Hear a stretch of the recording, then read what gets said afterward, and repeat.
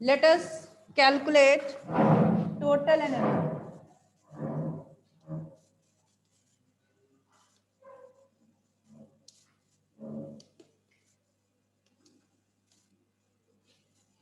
So what was kinetic energy per unit volume? Tell me.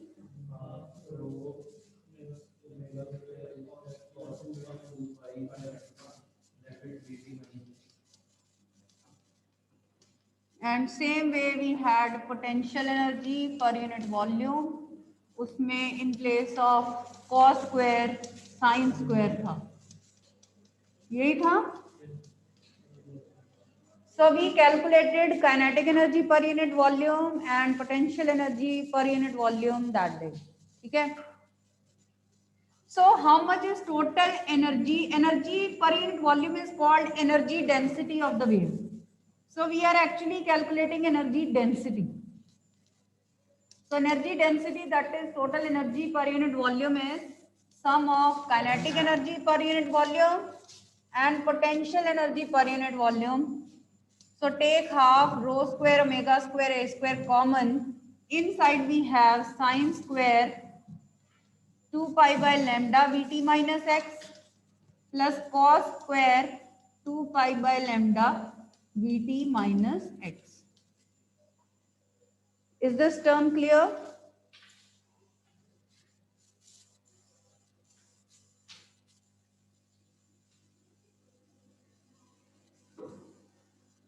Okay. So we take this half rho omega square a square common. What is sine square theta plus cos square theta? That is 1. So ये vanish हो जाएगा. So see how our expression gets simplified. So total energy per unit volume, energy density, इसको आप small u से denote कर लो, half rho omega square a square. So this is the simplified expression. Energy density of the wave. This is energy density of the wave.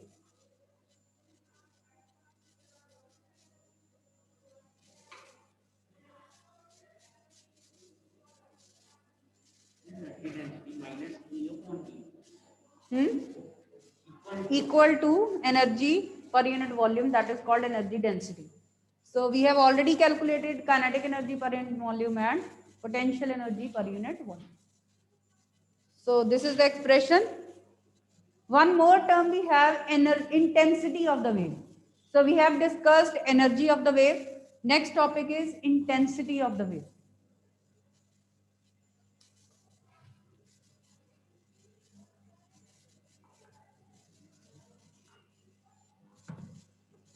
Intensity of waves.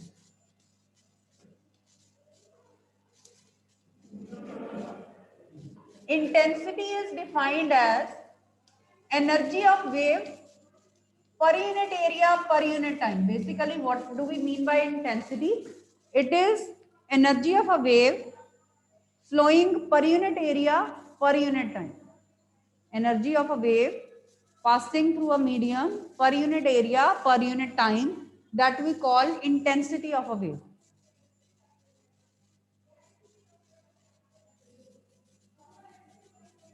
Right?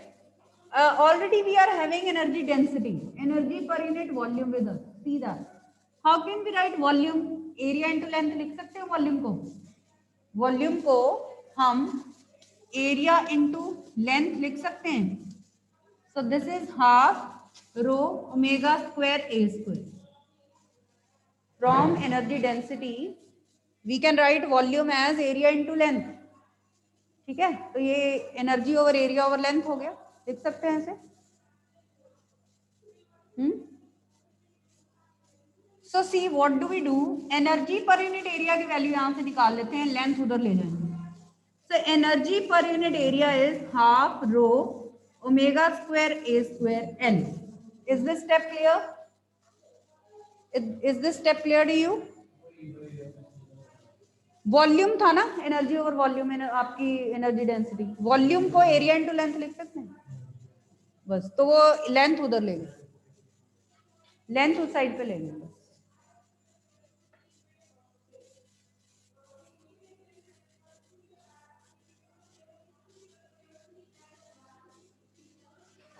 ठीक है, put this value of energy per unit area here, वो energy per unit area की value यहाँ पे put कर दो। So you get half rho omega square A square L, और over time भी है यहाँ, L over time. We have substituted the value of energy per unit area from energy density.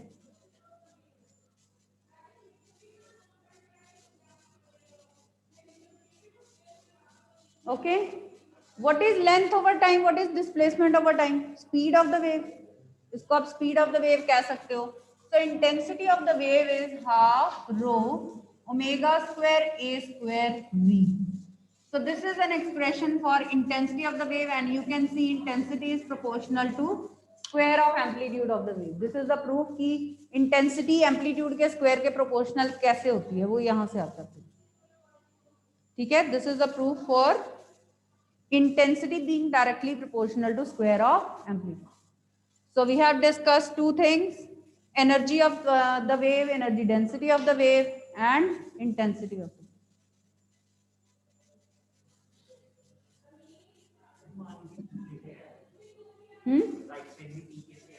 T तो पहले था ना, हमने ई बाय ए की वैल्यू पुट की, टी तो ऑलरेडी है ही है. If any step is not clear students, you are free to ask, right? So this whole topic is clear. Now we have very different and important concepts that are basics of waves that we'll be using in further articles also. So let's write down reflection of a wave at a denser medium, at a rarer medium. So when a wave propagates and it strikes or is incident on a denser medium or a rarer medium, how does it behave when it comes back? We are to discuss, right?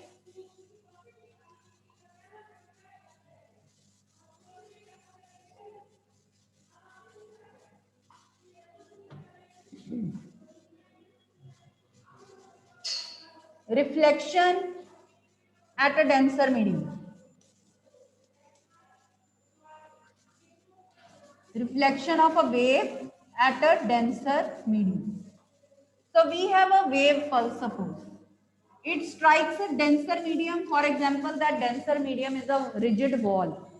तो अगर वो wave pulse या wave जो है वो जो इधर जा रही है, जब ये इस वॉल से स्ट्राइक करेगी तो व्हाट डू यू थिंक कि ये वापस कैसे आएगी? उसी फेज में, फेज अब आप समझते हो ना डायरेक्शन में, एंगल, उसी फेज में वापस आएगी कि ऑपोजिट फेज में वापस आएगी? What do you think? एक रिजिड वॉल से स्ट्राइक करेगी तो ये फ्लिप होके वापस आएगी कि वैसे ही वापस आ जाएगी?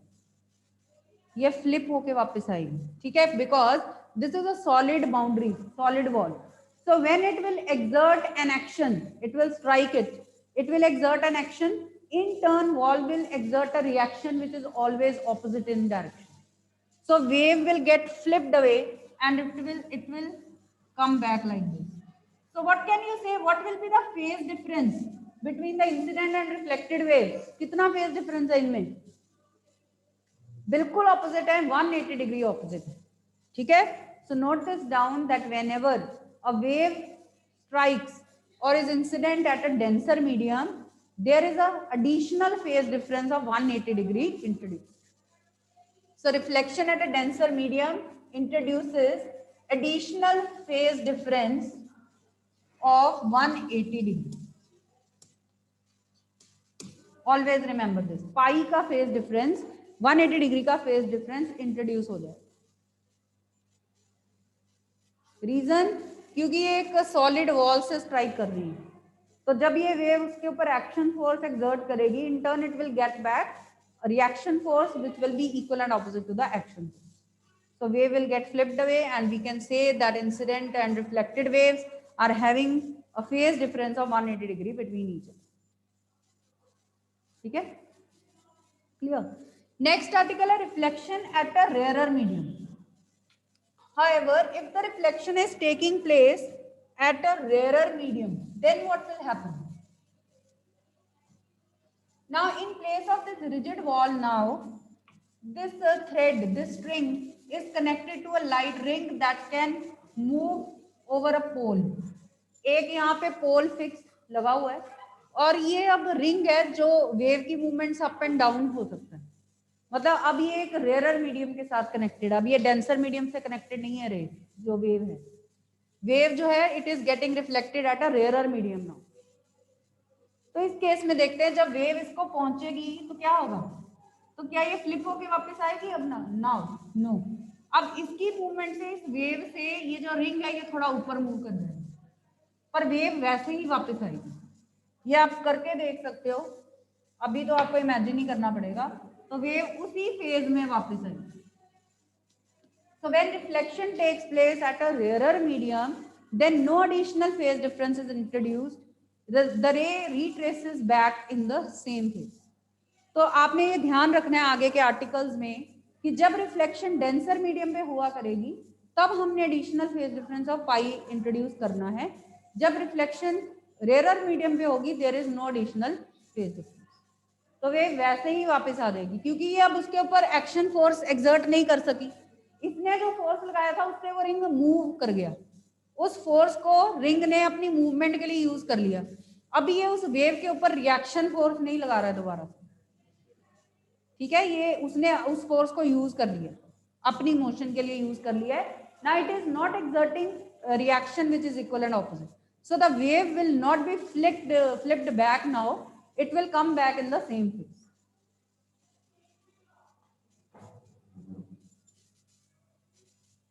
Is that clear? So this was very important concept that we are going to use further. One more thing now. So phase difference now you are aware of कि क्या होता है। ये दोनों वेव सेम फेज में है, जो पहले मैंने दिखाई थी उनमें वो आउट ऑफ फेज थी, उनमें फेज डिफरेंस था 180 डिग्री का। हमने सुपरपोजिशन प्रिंसिपल में भी यही देखा कि डिस्ट्रक्टिव भी हो सकता है, कंस्ट्रक्टिव भी हो सकता है, depending upon the phase of the waves. If the waves are approaching in same phase, then the superposition will be constructive. If the waves are approaching out of phase, then the destructive superposition is taking place. ये हमने देख लिया। अब next है, there is a term called path difference also. Now let us see what is path difference and how it is related to phase difference. तो next article है हमारा relation between phase difference and path difference. Relation between phase difference, जिसको हम phi symbol से denote करेंगे, and path difference that will indicate with the symbol delta x. path difference के लिए symbol use किया जाता है delta x always. So relation between phase difference and path difference. So for phase difference we are using relation phi, for path difference we are using relation this expression symbol delta x, right? अब देखिए एक wave है आपकी, right, एक wave की जो length है path difference है, path difference means path means length, एक वेव की length you know that is called wave length, right. What is the corresponding phase difference, can you tell me कितना phase एक wave complete करती है? यहाँ पे 0 का होता है, यहाँ पे ऑपोजिट हो जाती है, पाई का होता है, यहाँ पे 2 पाई का आ जाता है। तो एक वेव जब कंप्लीट होती है तो कितना टोटल फेज एंगल कॉरेस्पॉन्डिंग होता है, फेज डिफरेंस क्या होता है? 2 पाई का। एक कंप्लीट वेव में 360 डिग्री होता है ना, पहले यहाँ पे जाती है बिल्कुल उसके ऑपोजिट है 180 डिग्री हो गया, फिर उतना ही और पोर्शन कवर कर लेती है तो 360 डिग्री 2 पाई का टोटल फेज डिफरेंस होता है corresponding to path difference of lambda. So this is how we can find relationship by using unitary method, right. So for a phase difference of 2 pi, corresponding path difference is how much? Lambda. For a phase difference of 2 pi, path difference is lambda. ऐसे ही है। So for a phase difference of phi जो हम use कर रहे हैं, path difference delta x कितना होगा बताओ? अब lambda over 2 pi into 5, unitary method लगा दो। हमने फेज डिफरेंस को 5 बोला है, पार्ट डिफरेंस को डेल्टा एक्स बोला, तो ये कितना होगा? Lambda by 2 pi into 5, lambda by 2 पाई, ये तो यूनिटरी मेथड से ही आ रहा है ना। सो this is your desired relationship that if you know the phase difference, how can you find the path difference? By using this formula. Path difference is lambda by 2 pi into phase difference. Path difference is lambda by 2 pi into phase difference. So learn this formula. You need not derive it again and again. एक बार बस इसको learn कर लो, +2 तक ये use होगा. So remember what is delta x? Path difference. What is phi? Phase difference. Okay, clear? Now we are going to do a new concept of waves, that is interference of waves. कि how do the waves interfere? Light में ये experiment किया गया interference का, scientist Young's double slit experiment it is called. ठीक है, physics में light की हेल्प से, लेजर लाइट्स की हेल्प से यंग ने इस एक्सपेरिमेंट को कंडक्ट किया है, and that experiment is called Young's double slit experiment. तो हम राइट नाउ हम ये आपका लाइट का जो है एक्सपेरिमेंट इंटरफेरेंस, वो +2 में बहुत डिटेल में है. +1 में we are going to discuss interference in general for any type of wave. यहाँ पे हम इंटरफेरेंस ऑफ सिंपली वेव्स करेंगे, इंटरफेरेंस ऑफ लाइट नहीं करेंगे. बट ये जो डेरिवेशन अब हम करने लगे हैं वही आपकी सेम +2 में भी होगी, तो that is helpful to you, right? ठीक है, तो interference of waves. Before we start with interference, you need to understand the meaning of 2 terms. एक टर्म का मीनिंग मैंने आपको बता दिया कि सुपरपोजिशन क्या होता है, वो मैंने उस दिन बता दिया था.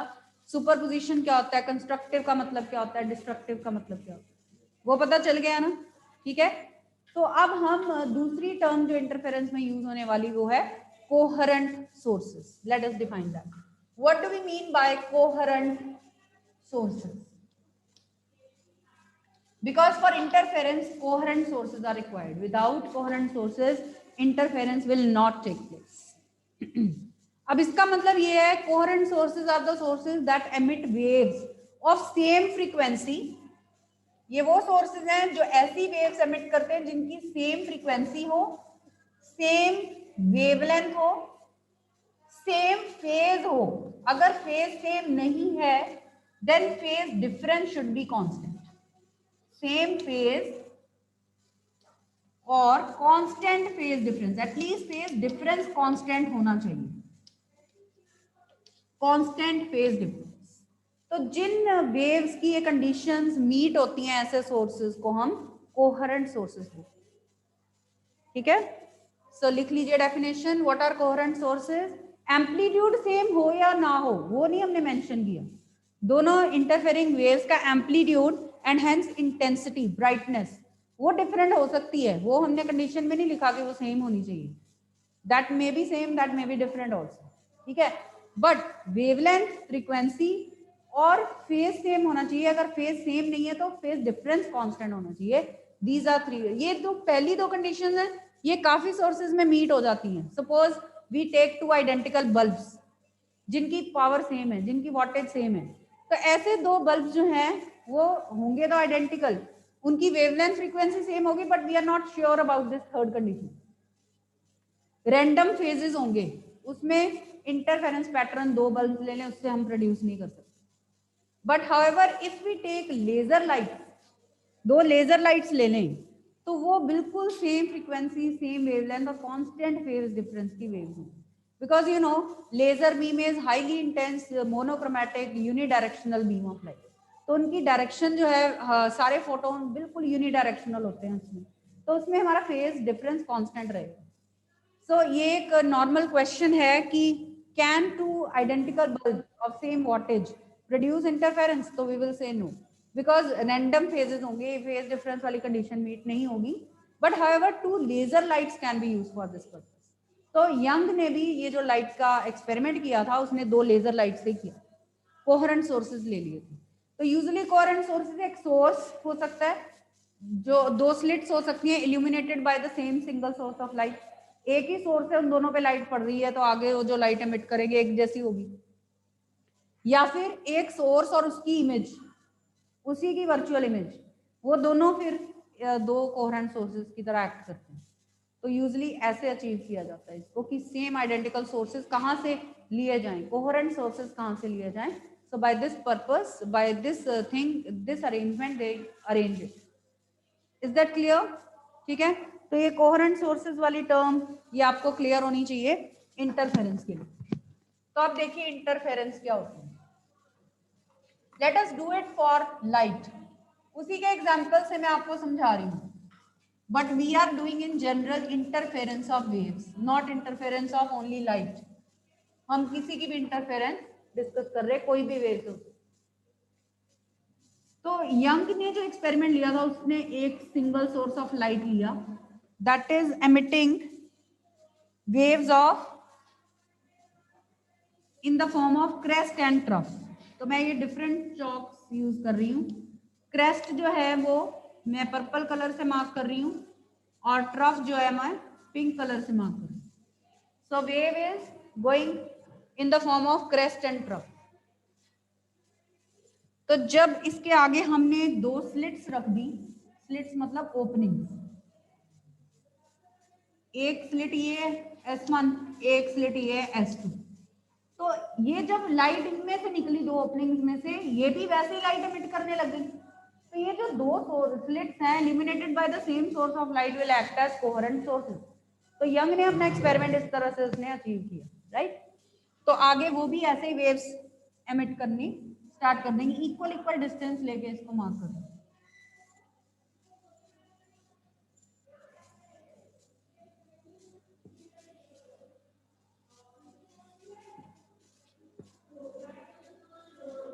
इक्वल इक्वल डिस्टेंस ले लो आप थोड़ा सा,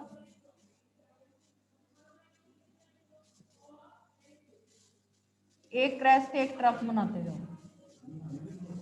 हाँ जी, ड्रॉ करोगे ही आप। ये देखो पहले वहां तक ठीक है। अब ये जो दो स्लिट्स ली है ना आपने,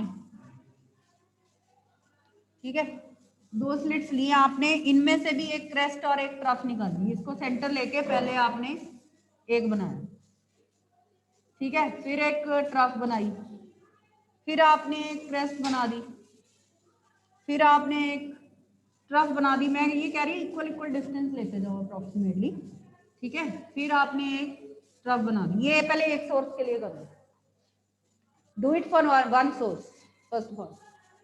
क्लियर? अब एक सोर्स को सेंटर लेके हमने ऑल्टरनेट क्रेस्ट एंड ट्रफ बना दी।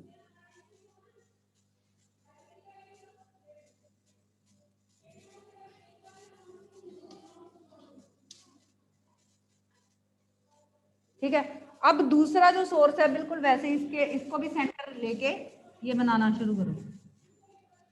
एक क्रेस्ट, ओहो ये क्रेस्ट थी ना, ये क्रेस्ट से शुरू कर लो, क्रेस्ट फिर ट्रफ फिर क्रेस्ट फिर ट्रफ फिर क्रेस्ट, ऐसे ये ऐसे बनाओ।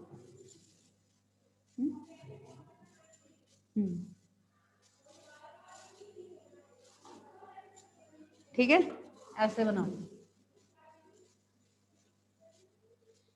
राइट।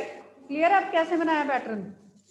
नाउ मैं इसको रब करने लगी हूँ क्योंकि ये ऑलरेडी बना हुआ है, ठीक है। Now there is a screen in front of it where we will see the pattern.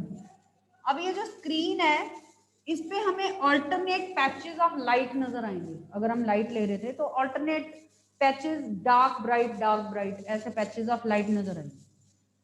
कोई बहुत इंटेंसिटी ब्राइट है, फिर कम, फिर ब्राइट, फिर कम, ऐसे।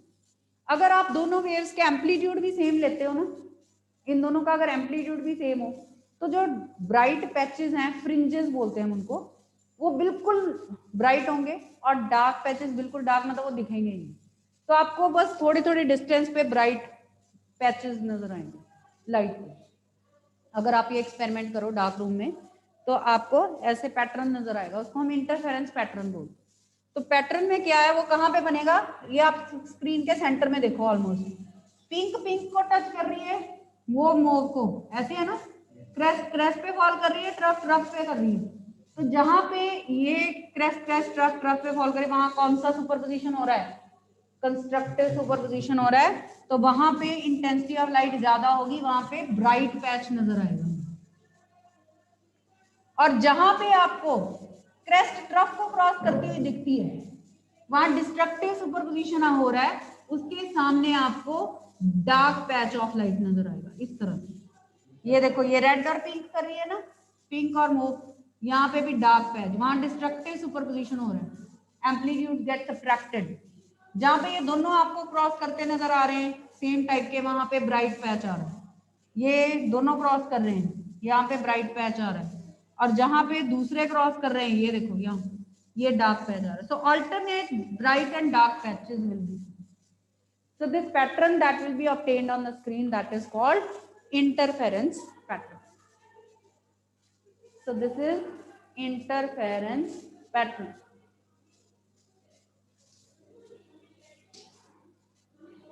So alternate bright and dark fringes, patches of light are seen on the screen. Got it? तो इस तरह से ये एक्सपेरिमेंट हमें दिखता है। तो अब आप देखो कि अगर हम कहें कि दोनों सुपर इम्पोजिंग जो हमारी वेव थी, जो कहीं पे कंस्ट्रक्टिवली सुपर इम्पोज कर रही हैं, कहीं पे डिस्ट्रक्टिवली कर रही हैं, उनकी वजह से एक पैटर्न प्रोड्यूस हो रहा है। अगर हम कहें दोनों की इंटेंसिटीज I1 है, एक की दूसरे की I2 है, तो जहां पे मैक्सिमम इंटेंसिटी है, ब्राइट पैच है, वहां पे आप ये कहोगे कि total intensity I1 plus I2 है, ऐसे ही कहोगे ना। और डार्क फ्रिंजेस पे I1 माइनस I2। अगर दोनों सेम है, I1 I2 सेम है, तो आप कहोगे ब्राइट पैचेस की इंटेंसिटी कितनी हो गई 2I, और डार्क पैचेस की कितनी हो गई 0। पर ऐसे नहीं है, डार्क पैचेस की लाइट जो है वो तो 0 है, पर ब्राइट पैचेस की इंटेंसिटी पता कितनी आ रही है 4I। वो 4I कहां से आई, 2I की जगह 4I कहां से आ रही है? तो उसका रीजन ये है कि energy has been redistributed.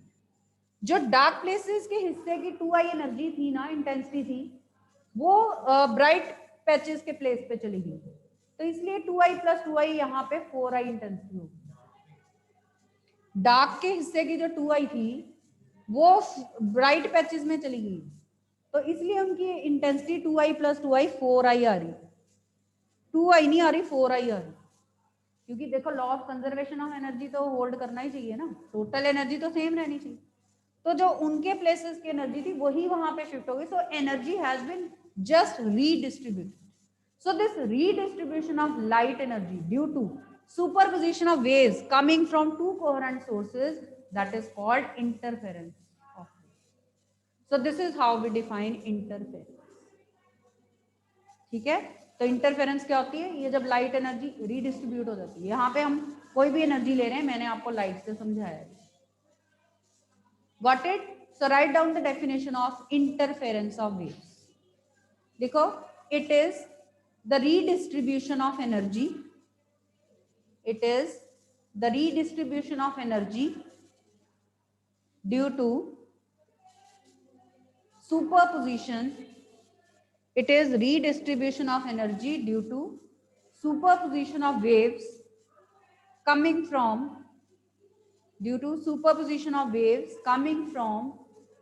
two coherent sources, waves coming from two coherent sources। तो आपने देखा कि हमने पहले कोहेरेंट सोर्सेज लिए थे, उनकी कहीं कहीं पे कंस्ट्रक्टिव सुपरपोजिशन हो रही थी, कहीं डिस्ट्रक्टिव हो रही थी, उसकी वजह से जो पैटर्न हुआ वहां पे एनर्जी की रीडिस्ट्रीब्यूशन हो रही थी। So there is nothing to cram about, everything is there in front of you.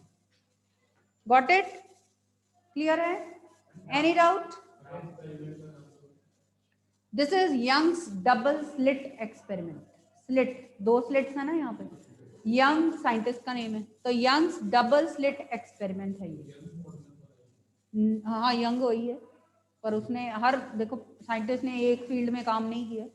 अब सर इसैक न्यूटन ने कितने फील्ड्स में काम किया, Newton's recombination experiment, Newton's laws of motion, ठीक है, न्यूटन्स रिंग्स आर देयर, कितना कुछ है उनका काम जो है, एक फील्ड में नहीं होता, बहुत फील्ड्स में होता है ना। डार्क पैच की 0, अगर इनकी इंटेंसिटी दोनों की सेम है तो डार्क पैच की 0 होगी, और उनकी जो हिस्से की 2i थी वो कहाँ चली गई, ब्राइट में। तो ब्राइट की जो 2i होनी चाहिए थी वो 2i + 2i 4i है उनकी। हम कहते हैं कि ब्राइट है तो दोनों का ऐड हुआ होगा। हाँ विजिबल ब्राइट वाले होंगे। अगर आप पैटर्न वैसे देखोगे तो आपको सिर्फ सर्कल्स नजर आएंगे लाइट के, रेड रेड कलर के थोड़े थोड़े डिस्टेंस, वो इंटरफेरेंस पैटर्न, क्योंकि डार्क दिख ही नहीं रहे होंगे उस टाइम। अगर आप दोनों की इंटेंसिटी सेम लेते हो तो एम्पलीट्यूड सेम लेते हो तो फिर आपको पता है ना, intensity is proportional to square of amplitude, अभी हमने प्रूव किया। तो अगर एम्पलीट्यूड सेम ले रहे हैं, इंटेंसिटी सेम ले रहे हैं, इसका मतलब तो दोनों की ब्राइटनेस अगर सेम लेंगे तो हमें डार्क पैचेस दिखेंगे ही नहीं, हमें सिर्फ स्क्रीन पे जो ब्राइट पैचेस ही दिखेंगे। और वही हमारा बेस्ट पैटर्न होगा, बेस्ट कंट्रास्ट होगा कि dark patches should be perfectly dark and bright patches should be perfectly bright. Clear. अब हमने मेन इसकी डेरिवेशन करनी है, दो वेव्स ली थी उनकी डेरिवेशन करनी है। Let us continue with the derivation. तो हम कंडीशन निकालेंगे, कंस्ट्रक्टिव इंटरफेरेंस कब होगी, डिस्ट्रक्टिव इंटरफेरेंस कब होगी, तो उसकी कंडीशन हम निकालेंगे। ठीक है, so let us do this derivation now.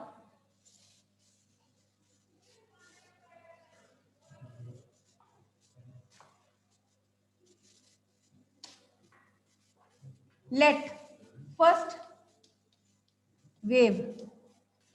Wave को हम एक्सप्रेस कर रहे हैं y1 is equal to a1 sine 2 pi by lambda vt minus x। उसका एम्पलीट्यूड सपोज कर लो a1 पहली वेव का। दूसरी वेव के लिए हम वेव फंक्शन ले रहे हैं y2 is equal to a2 sine 2 pi by lambda vt minus x plus phi भी कर दिया मैंने। क्यों? क्योंकि हमने कहा कि दोनों वेव्स में एक कांस्टेंट फेज डिफरेंस होना चाहिए, तो phi is that constant phase difference.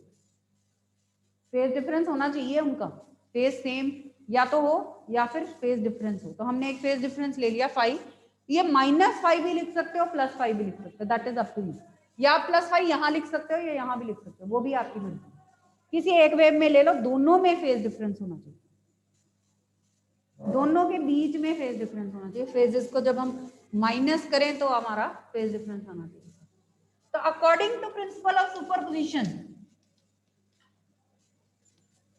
according to principle of superposition, resultant displacement is the sum of individual displacement y is y1 plus y2। यही किया था ना हमने। put the values a1 sin 2 pi by lambda vt minus x plus a2 sin 2 pi by lambda vt minus x plus 5।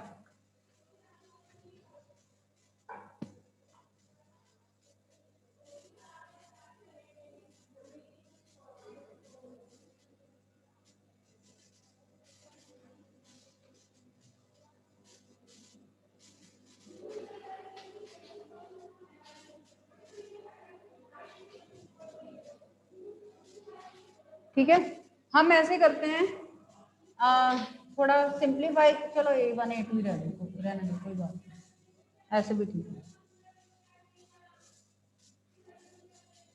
Right, अब आपको CD फॉर्मूले आते हैं,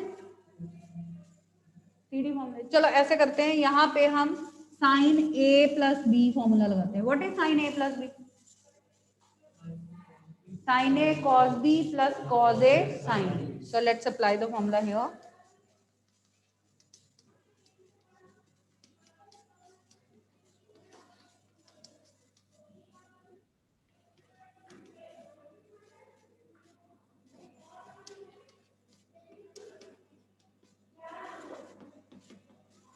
ये पूरा A है, साइन A, ठीक है,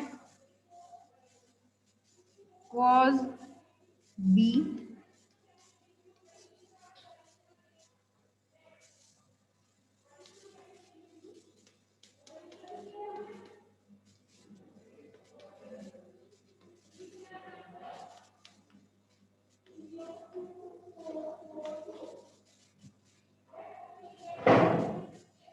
एक यहाँ पे dt माइनस एक्स।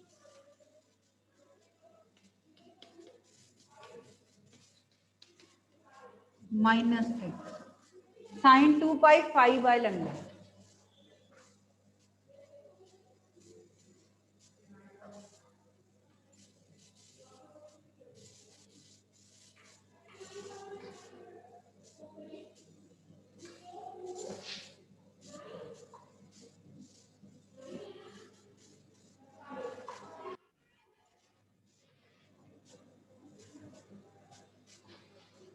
ठीक है, अब देखो जब हम ब्रैकेट ओपन करेंगे तो हमारे पास sign 2 pi we T minus x वाली दो टर्म्स है। ठीक है, उसकी हमारे पास दो टर्म्स है। देखो अगर हम ये वाली वेव फंक्शन की फॉर्म लेते हैं ना तो ये थोड़ा कॉम्प्लिकेटेड हो जाएगा। हम ऐसे करते हैं, उसको थोड़ा सिंप्लीफाइड फॉर्म में ले लेते हैं। साइन ओमेगा टी ले लेते हैं एक को, और omega T minus five plus five दूसरे को ले लेते हैं। लेट मी रिपीट, थोड़ा सा सिंप्लीफाई कर लेते हैं, नहीं तो ये बहुत ज्यादा कॉम्प्लिकेटेड हो जाएगा। हाँ, इसको रहने दो, दोबारा से स्टार्ट करो। y1 इज, और एम्पलीट्यूड को भी ए बी ले लेते हैं, A sine omega T, y2 is B sine omega T plus five, ये ले लेते हैं। So according to principle of superposition, y is y1 plus y2, a sin omega t, b sin omega t plus 5. Now apply sin a plus b, sin a cos b plus cos a sin b.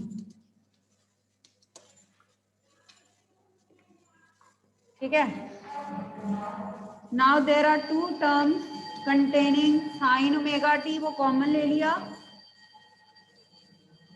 and one term containing cos omega। चलो यहां तक करिए, this is equation number 1।